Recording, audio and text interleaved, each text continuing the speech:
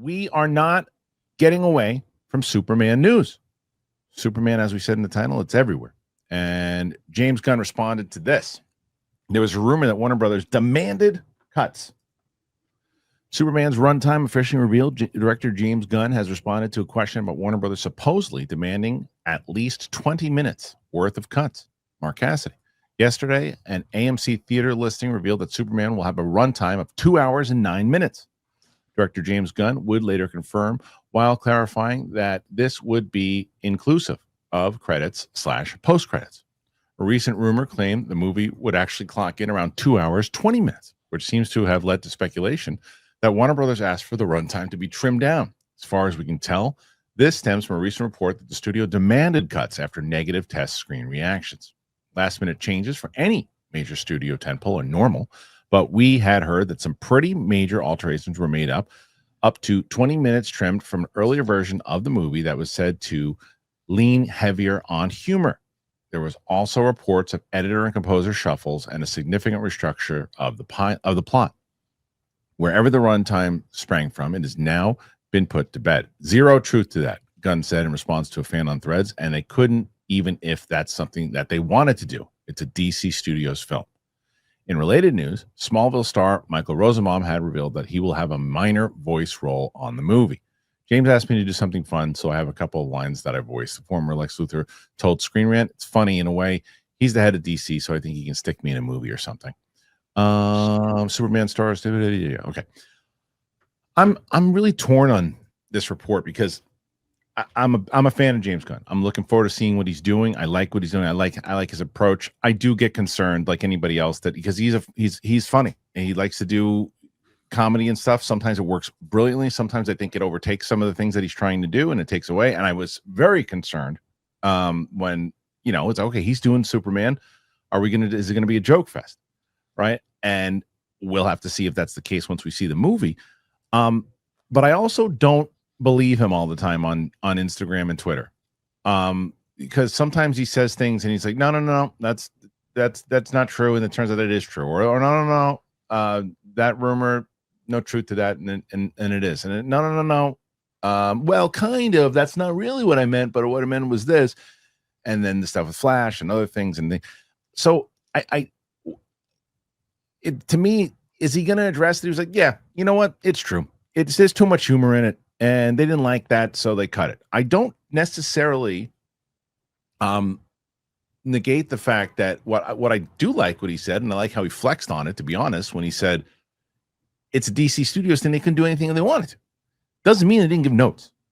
Doesn't mean they didn't say, hey, maybe we cut this down. And to his credit, he might have said, okay, look, maybe I'll trim down a little bit more here, and maybe that could work. And maybe he creatively said, yeah.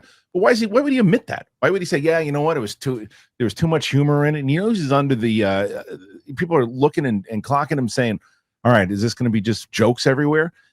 So why would he say this? I don't know. Coy, it's too hard to ask you this question right now. So I'm going to ask Winston, because Winston, do you understand what I'm saying with this?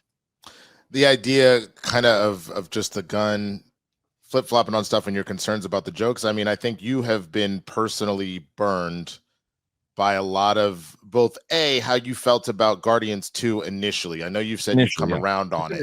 Yeah. But between that and then just what the MCU was doing, so the fear. But I guess my follow-up question is, like, how did you feel about like the Suicide Squad? Loved the Suicide Squad. I have a feeling I think honestly, the more he gets into serious content, he pulls back. So like Guardians 3 was way more serious in the first two movies. Definitely. And he found the tone very quickly.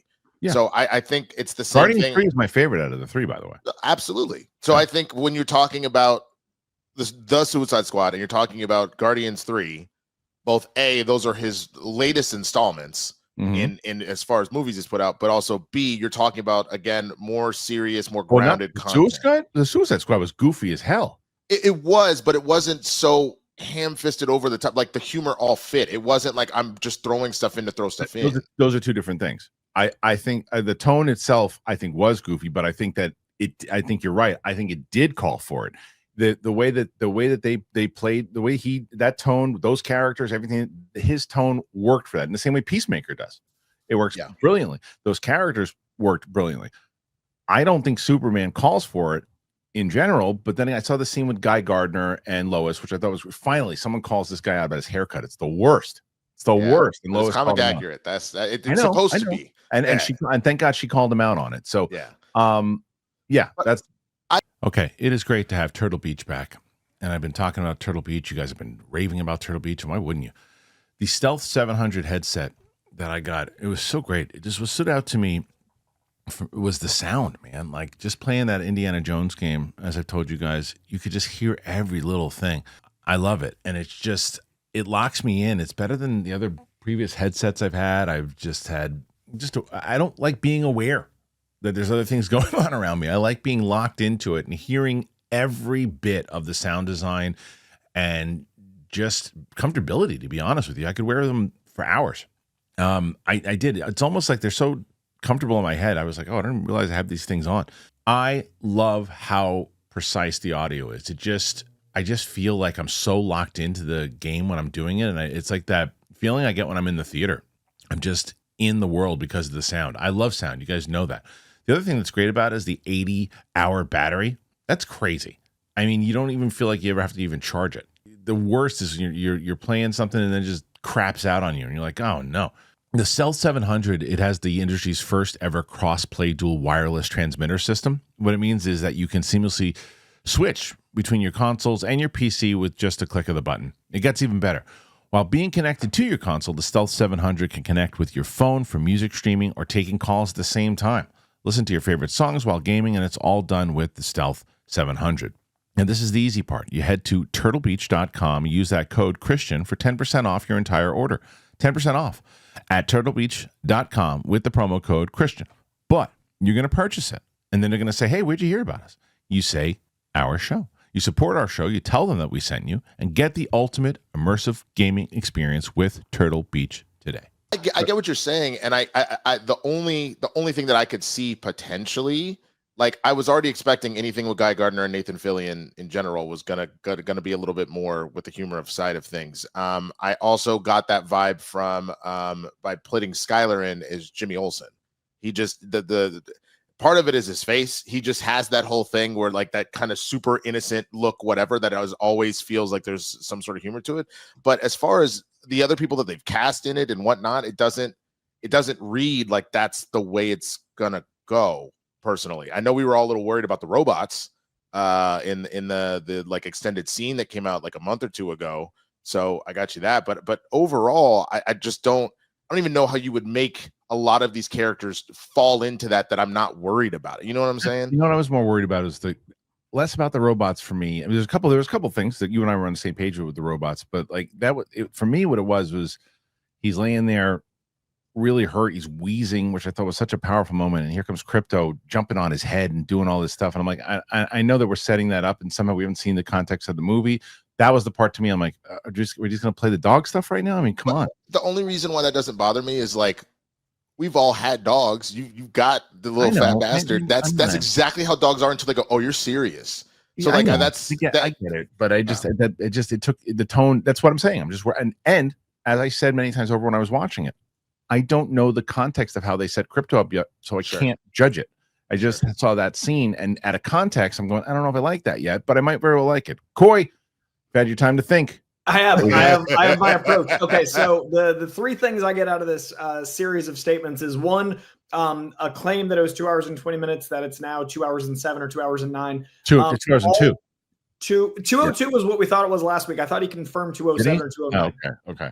But that's kind of my point, is there were rumors of other times. So I think the 220 rumor is just as fickle as the 202. Like it is up to the final cut of the film, and the final visual effects shot was just delivered. The film has been cut for some time, but it's now buttoned up. And so now would be when the runtime would go out. So I do think this movie has had a ton of press that wasn't true, that was just put out there. And then it's not by having a number change proof that it got cuts. It's just that could have been a lie from the beginning. I don't know if it was ever 220, but I do know that people have said other times that were disproven. So I do think DC Studios in its position is going to be like, we want this movie to be this way. I don't think James and Peter would have signed whatever deal if they were going to have crazy oversight in the films.